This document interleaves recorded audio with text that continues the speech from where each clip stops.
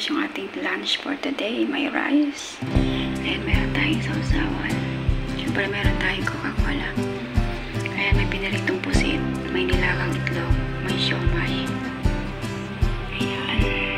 So, ayan guys. Welcome back to my channel. Ayan, kain tayo. Ayan, ang sarap ng kakamayaw rice. Masarap po. Tapos meron tayo nito.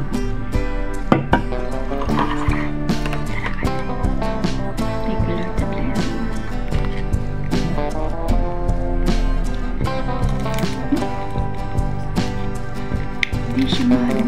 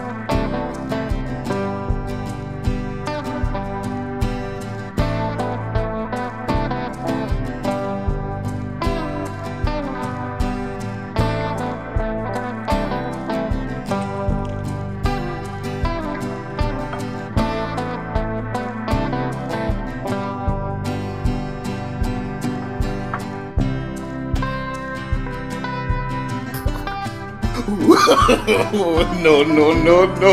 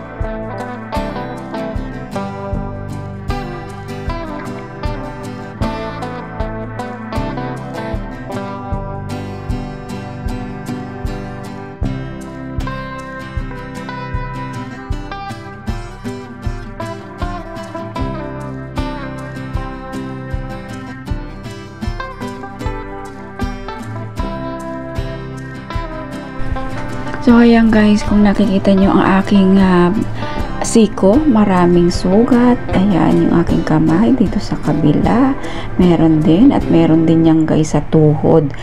So sobrang sakit niyang guys, kasi that time na nag day off ako, wala nang humpay si among, katatawag, tanong ng tanong kung anong meron, kung ano yung wala, asan yung ganito, asan yung ganyan, saan mo nilagay.